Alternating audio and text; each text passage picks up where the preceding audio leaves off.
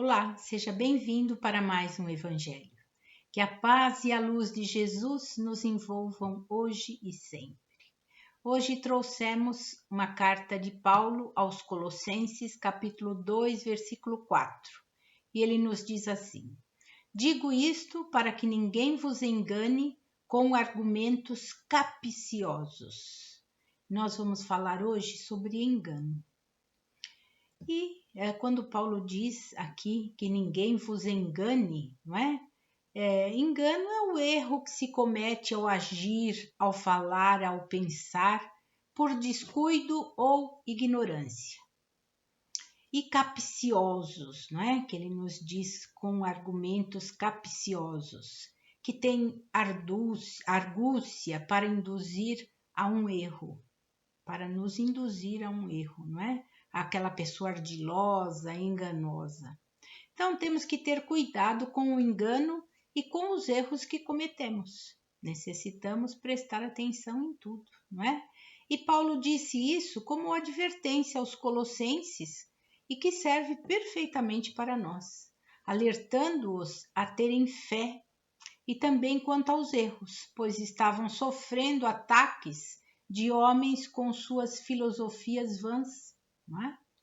E filosofia quer dizer que é uma palavra grega que significa amor à sabedoria e consiste no estudo dos problemas fundamentais relacionados ao conhecimento, à lógica, à existência, à verdade, aos valores morais e estéticos, à mente e à linguagem.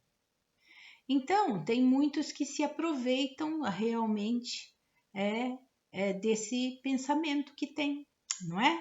E desse conhecimento. E aí querem enganar as pessoas. E alguns, lá os colossenses, estavam se deixando levar exatamente por essas pessoas mal intencionadas, que só queriam desvirtuá-los do caminho cristão, não é? Do caminho do Evangelho do Cristo, assim como pode acontecer conosco também, quando nos deixamos levar por pessoas assim, mal intencionadas, que nos levam muitas vezes ao engano e ao erro, não é? E em Jesus se acham escondidos todos os tesouros da sabedoria e do conhecimento. Seu Evangelho é rico e em mensagens de sabedoria e muita fé. Basta nos alicerçarmos nele, não é? E existe uma diferença entre erro e engano. É muito fácil pularmos fora de um erro, mas o engano sempre tem uma aparência de verdade e às vezes sedutor. Necessário nos alicerçarmos na fé para não sermos enganados, para não nos deixar enganar, não é? Há tantos enganadores por aí, mas como podemos saber? Conhecendo a verdade pela palavra, pelos ensinamentos de Jesus. Aí não seremos enganados, não é? Então preste atenção na advertência que Paulo faz aos colossenses e que serve perfeitamente para nós. Quando ele diz esse trecho que usamos, digo isto para que ninguém vos engane com argumentos capciosos. E ele continua ainda. Pois embora eu esteja ausente no corpo, no espírito estou convosco, alegrando-me ao ver a vossa boa ordem e a firmeza da vossa fé em Cristo. Então, com isso ele quer nos dizer que ninguém vos engane com raciocínios que possam nos levar ao erro, que ninguém nos engane com coisas que nos levarão à nossa própria destruição. Necessário estarmos na fé em Cristo e em seus ensinamentos. É preciso tomar cuidado com filosofias e vãs sutilezas, nos diz Paulo em Colossenses, já no mesmo capítulo 2, só com o versículo 8. E ele diz: tomai cuidado para que ninguém vos escravize, quer dizer, voltar aos erros antigos, que seria o mesmo que cair na escravidão. Por vãs e enganosas especulações da filosofia, segundo a tradição dos homens, segundo os elementos do mundo e não segundo Cristo. Paulo sabia muito bem colocar as palavras, não é? E sabia muito bem nos passar a mensagem através da sua sabedoria, através do seu conhecimento. Então, prestemos atenção no nosso modo de viver, nas nossas ações. Elas refletem se Jesus verdadeiramente é o Senhor da nossa vida ou não. Se estamos alicerçados nos ensinamentos de Jesus, não é? Podemos estar enganados, porque o nosso coração é muito ardiloso e por conta disso muitas pessoas vivem, infelizmente, sem que Jesus esteja no centro das suas vidas e aí sofrem, não é? Então, que Jesus seja o nosso verdadeiro alicerce, porque Ele é o alicerce seguro, não é? Então, que possamos realmente nos aprimorar nos seus ensinamentos. E trouxemos uma história para ilustrar bem, né, os nossos enganos.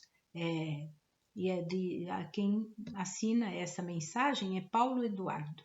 Então, havia no alto de uma montanha uma pequena cidade chamada Engano, e seus moradores tinham medo de descer de lá, pois seus ancestrais diziam que simplesmente olhasse para baixo nas extremidades do monte, diziam, né, que quem simplesmente olhasse para baixo nas extremidades do monte seria tragado e por este jamais voltaria. Por isso jamais voltaria, né? Assim todos mantinham distância daquela montanha, não é? Fatos interessantes aconteciam ali.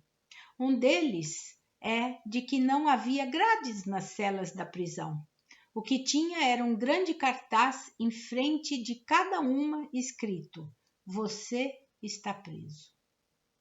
Assim, os encarcerados se mantinham presos, mas isso acontecia não porque eram obedientes e educados, mas porque pensavam que realmente estavam presos. O líder daquele povoado não era, o líder daquele povoado era o Senhor Não Pense Muito, e seu lema era: "Não pense, eu penso por você". Todos o tratavam como um deus, pois ele havia vindo do abismo da montanha. As pessoas ali falavam com ele, faziam somente o que ele ordenava. Ele era a mente delas e ele as manipulava. Os habitantes de Engano não sabiam fazer nada por si mesmos. Eram tristes, mas sempre convencidos de que estavam felizes. Eram verdadeiros robôs.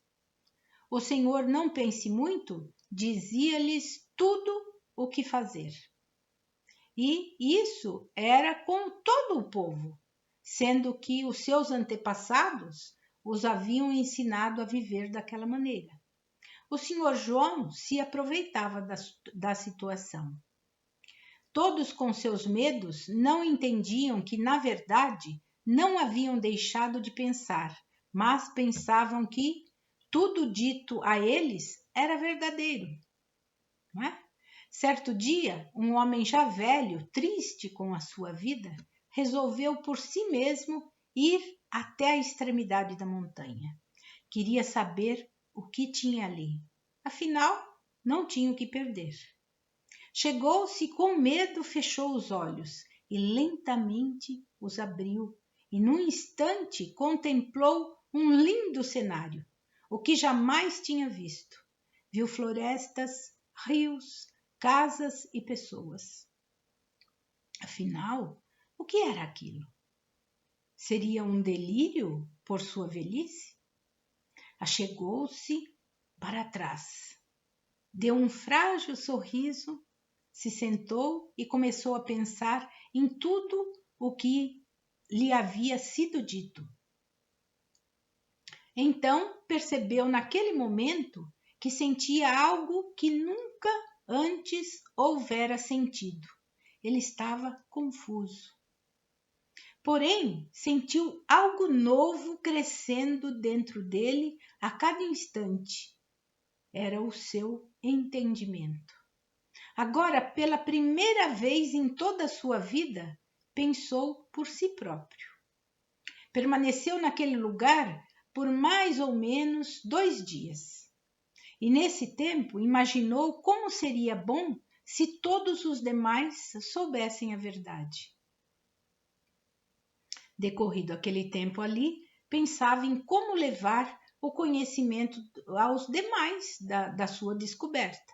Então voltou à cidade, juntou várias crianças consigo e as levou até o local e lhes mostrou o que havia visto antes.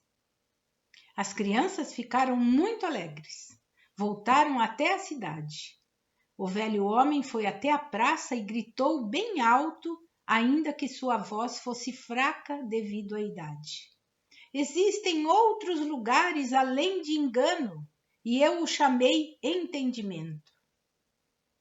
Além da extremidade da montanha, existe algo melhor. É só vir e comprovar. Não precisam acreditar em mim, apenas venham e vejam com os seus próprios olhos. Infelizmente, ninguém lhe atendeu. O Sr. João mandou prendê-lo, mas ele não permaneceu ali. Afinal, cadeia sem grades não pode prender ninguém. Pelo menos alguém que pense não ficaria lá, não é? O ancião resolveu descer a montanha e viver naquele lugar que chamara entendimento. Nunca mais foi visto pelos habitantes de Engano. Mas algo aconteceu.